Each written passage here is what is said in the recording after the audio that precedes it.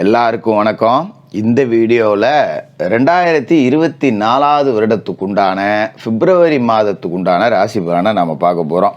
ஒரு மாதத்துக்குண்டான ராசி பலன் அப்படிங்கிறத நாம் பார்க்கணும் அப்படின்னா அந்த மாதத்துக்குண்டான கிரக அமைப்புகள், கிரகங்களோட ராசி மாற்றங்கள், எந்த இடத்துக்கு போகிறாங்க, யார் வீட்டில் இருக்காங்க, அங்கேருந்து யாரெல்லாம் பார்க்குறாங்க, இடம் கொடுத்தவர் யார், இப்படி பல அம்சங்களையும் நாம் தீர ஆராய்ஞ்சால் மட்டும்தான் ராசிக்கு உண்டான பலன்களை துல்லியமாக சொல்ல முடியும்.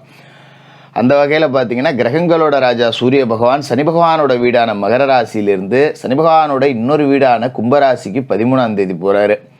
செவ்வாய் தனுசு ராசியில் குரு பகவானோட வீட்டில் இருக்காரு. 4ஆம் தேதி அன்னைக்கு மகர ராசிக்கு சனி பகவானோட வீடான பகை கிரக வீட்டில் போய் உட்கார்றாரு. ஆனாலும் அது அவருக்கு உச்ச வீடு. புதன் மகர ராசியிலேருந்து 13ஆம் தேதி கும்பத்துக்கும், அதே 13ஆம் தேதி சுக்கிரன் தனுசுலேருந்து மகரத்துக்கும் போகிறாங்க. வருட கிரகங்களில் பெரிய மாற்றம் எதுவும் கிடையாது. குரு பகவான் மேச ராசியில் பலம், சனி பகவான் கும்பத்தில் ஆட்சி, ராகு குருவோட வீடான மீனத்தில் சஞ்சாரம், கேது புதனோட வீடான கன்னி ராசியில் சஞ்சாரம். பொதுவாகவே பூமிகாரகன் அப்படின்னு சொல்லப்படுற செவ்வாய் இந்த மாதம் முழுக்க உச்சத்தில் இருக்க போகிறாரு. 4ஆம் தேதி மகரத்துக்கு போய் உச்சத்தில் இருக்க போகிறாரு. அப்படிங்கிறதால இந்த மாதத்தில் ரியல் எஸ்டேட் பிஸ்னஸ் ரொம்ப நல்லா நடக்கும், விவசாயம் நல்லா நடக்கும், இடம் வாங்கலாம், மண் வாங்கலாம், மனம் வாங்கலாம். இந்த மாதிரி பூமி தொடர்பான காரியங்கள் எல்லாமே ரொம்ப உச்சத்தில் இருக்கும். அப்போ இதை விவசாயிகள், ரியல் எஸ்டேட் செய்யக்கூடியவர்கள், இடம் வாங்கி விற்கக்கூடியவர்கள் பயன்படுத்திக்கலாம். சரி, மற்ற கிரகங்கள் உங்களோட ராசிக்கு என்ன சொல்லுது? மீனராசி நேயர்களே, உங்களுக்கு இந்த பிப்ரவரி மாதம் எப்படி இருக்குது அப்படின்னு பார்த்தீங்கன்னா, பொதுவாகவே உங்களோட ராசி அதிபதி தனஸ்தானத்தில் இருக்கார் இந்த காலகட்டத்தில். அதுவும் இப்போ பலமடைஞ்சு போயிருக்காரு. அதாவது செவ்வாயோட வீட்டில் குரு பகவான் இருக்கார். செவ்வாய் உங்களோட ராசிக்கு நன்மை செய்யக்கூடிய கிரகம்தான். அதோட உங்களோட ராசிக்கு செவ்வாய் யார் அப்படின்னு பார்த்தீங்கன்னா தனஸ்தானத்துக்கு 2வது வீட்டுக்கும் அவர் தான் அதிபதி, பாக்கியஸ்தானத்துக்கு 9வது வீட்டுக்கும் அவர் தான் அதிபதி. அப்படிப்பட்ட செவ்வாயோட வீட்டில் குரு இப்போ பலமடைஞ்சு இருக்காரு. அப்படிங்கும்போது தனம், வாக்கு, குடும்பம் இந்த 3ஐயும் குறிக்கக்கூடிய இடத்துல குரு இருக்கார். அதாவது காசு கொடுத்துருவார். எந்த ஒரு பிரச்சனையாக இருந்தாலும் உங்களுக்கு காசு அப்படிங்கிறது ஒரு பிரச்சனையாக இருக்காது. எங்கேருந்தாவது காசு வந்துடும். அதுமாதிரி நமக்கு வர வேண்டிய பாக்கி வசூலாகிடும். காசு அப்படிங்கிறது கடனு கேட்டால் கூட எங்கேருந்தாவது கிடச்சிரும். அப்படி ஒரு இடம். அப்போ காசு பணத்தை பற்றி பஞ்சம் இல்லை. யாரோட காசாவது நம்மக்கிட்ட இருக்கும், எடுத்து 10 ரூபா அர்ஜென்ட்டுக்கு செலவு பண்ணிவிட்டு அப்புறம் ரொட்டேஷன் பண்ணிக்கலாம். அப்படி ஒரு சூழல் அப்படிங்கிறது இருக்கும். மறுபக்கம் இந்த பக்கம் விரயஸ்தானத்தில் சனி.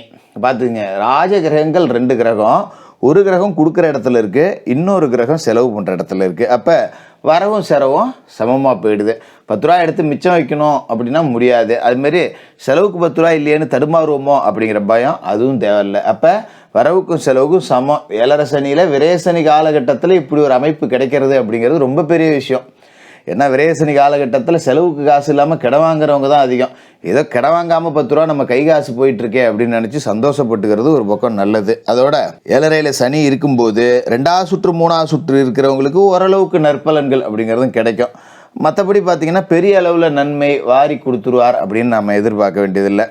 இந்த மாதத்தில் உங்களுக்கு அற்புதமான அம்சம் என்ன அப்படின்னு பார்த்தீங்கன்னா, மாதம் தொடங்கி 4வது நாள் உங்களோட ராசிக்கு லாபஸ்தானத்துக்கு மகர ராசிக்கு செவ்வாய் உச்சமடைகிறாரு. உச்சமடைகிற காலகட்டம் அப்படிங்கிறது ஒரு பொற்காலம், சகாயஸ்தானம். என்ன காரணம் அப்படின்னு பார்த்தீங்கன்னா, செவ்வாய் உங்களுக்கு அவ்வளோ நன்மைகள் அப்படிங்கிறத செய்வார். லாபஸ்தானத்துக்கு அவர் வரக்கூடிய இந்த நேரம் அப்படிங்கிறது பார்த்தீங்கன்னா தொழிலில் உச்சபட்ச வளர்ச்சியை கொடுத்துருவார். அற்புதமான யோக பலன்கள் அப்படிங்கிறத கொடுத்துருவார். சமூகத்தில் முக்கிய பொறுப்புகள் எல்லாம் உங்களை தேடிக்கிட்டு வரக்கூடிய வாய்ப்பு அப்படிங்கிறது இருக்குது. கிளை தொழில் தொடங்கக்கூடிய முயற்சியிலையும் நீங்கள் ஆர்வம் காட்டலாம். இப்போ ஒரு வியாபாரம் பண்ணிக்கிட்டு இருக்கேன், நல்லபடியாக போயிட்டுருக்கு, ஏதோ சுமூத்தாக, ஆனால் 10 ரூபா மிச்சப்படுத்த முடியல, இன்னொரு 10 ரூபா கிடைச்சா நல்லாயிருக்கும், வரவும் செலவும் சமமாக போயிடுது, ஏதாவது பண்ணலாமா அப்படின்னு யோசிச்சிங்கன்னா முயற்சியை எடுத்துருங்க. கண்ணை மூடிட்டு எடுத்துடலாம். செவ்வாய் உச்சமடைஞ்சிருக்காரு. அதுவும் எங்கள் மகர ராசியில் லாபஸ்தானத்தில் உச்சமடைஞ்சிருக்காரு. அற்புதமான ஒரு யோக பலன். அப்போ ஒரு பெட்டி கடை வச்சுருக்கேன், டீ கடை போடுறியா போடுங்க, டீ கடை வச்சுருக்கேன், ஹோட்டல் போடுறியா போடுங்க, ஒரு சின்னதாக ஒரு மருத்துவமனைக்கு பக்கத்தில் ஒரு மெடிக்கல் வச்சுருக்கேன், பெருசாக ஆக்கலான் இருக்கேன், ஆக்குங்க, தப்பு கிடையாது. அதுமாரி பூமியை தொட்டு எந்த தொழில் வேணாலும் பண்ணலாம். செவ்வாய் பூமிக்காரகன்னு ஒரு உச்சமடைகிறாரு. அப்படிங்கும்போது எதை போட்டாலும் பொண்ணாகும். மண்ணை நம்பி என்ன தொழில் வேணாலும் செய்யலாம். விவசாயத்தில் இருக்கிறவங்க உச்சமடையலாம். ஒரு நெல் போடுறேன், கடலை போடுறேன், கரும்பு போடுறேன், எண்ணெய் விற்று ஏதாவது பண்ணுறேன், எதை போட்டாலும் விளையும். அதுமாரி குறுகிய கால பயிர்கள் மூலமாக கூடுதல் வருமானம் கிடைக்கும். ஒரு காய்கறி, ஒரு பழம், ஒரு கீரை, இந்த வகையில் லாபத்தை 10 ரூபா கூடுதலாக பார்த்துடலாம். அப்படி ஒரு யோகா அமைப்பு இருக்குது. அதுமாரி பூர்வீக சொத்தில் ஏதாவது வில்லங்க இருந்தால் இப்போ வில்லங்க நீங்கி சொத்து கைக்கு வந்துடும். பங்காளி ஒருத்தன் கேஸு போட்டான், அண்ணன் தம்பி ஒருத்தன் கேஸு போட்டான், இல்லை ரொம்ப 2-3 தலைமுறையாகவே கேஸில் இழுத்துட்டு கிடக்கு, பாகம் பிரிச்சிக்கல, இல்லைன்னா பொம்பளை பிள்ளை ஒன்று வீட்டில் பிறந்தது எனக்கு பாகம் வேணும்னு கட்சி கட்டிக்கிட்டு இருக்கு, சொந்த பந்தத்துக்குள்ளெல்லாம் போய் புகார் கொடுத்துக்கிட்டு கிடக்கு. அப்படிங்கிற நேரத்தில் இப்போ நாம் அதை எடுத்து பேசணுன்னா நல்லபடியாக பேசி முடிச்சிக்கலாம். கோர்ட்டுக்கு ஒரு கேஸ் நடந்து முடியாததை கூட வெளியில் பேசி முடிச்சுட்டு போய் வாபஸ் வாங்கிக்கலாம். அந்த மாதிரி நீதிமன்றத்துக்கு வெளியிலேயே நியாயத்தை பேசி முடிக்கக்கூடிய காலகட்டம். அதுமாதிரி சொத்து விற்பனையின் மூலமாக லாபம் கிடைக்கும்.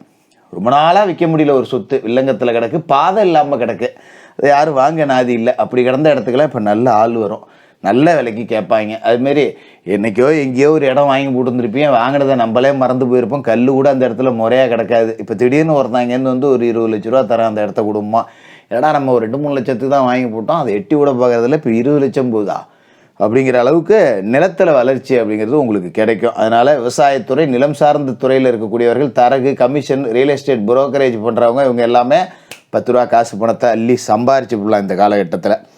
அதேமாதிரி அரசியல் துறைக்கு ஆதிபந்தம் கொண்ட கிரகமும் செவ்வாய் தான். அப்படிங்கிறதால மீனராசி அரசியல்வாதிகள் சாதனை படைக்கலாம், பெரிய பதவி கிடைக்கும். நம்ம எதிர்பார்க்கவே முடியாது, குருவி தன்னை பனங்காயின்னு சொல்லுவாங்க பார்த்தீங்களா, நம்ம எதிர்பார்த்ததை விட 4 மடங்கு பெரிய பதவி கிடைக்கும்.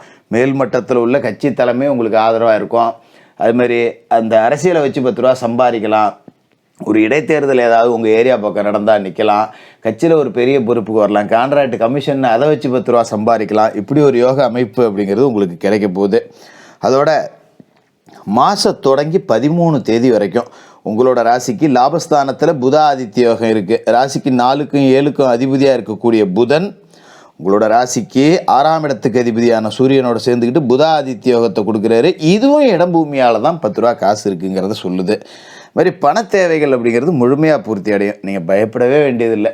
7.5 சனி இருக்கிறதே தெரியாத அளவுக்கு ஒரு வளர்ச்சியை கொடுக்கக்கூடிய காலகட்டம். அதுமாரி மாதம் தொடங்கி 13 நாள் வரைக்கும் தனுசு ராசியில் சுக்கிரன் இருக்கார். ராசிக்கு 3க்கும் 8 அதிபதியான சுக்கிரன் 10ல் இருக்கும்போது கொஞ்சம் கவனமாக இருக்கணும்.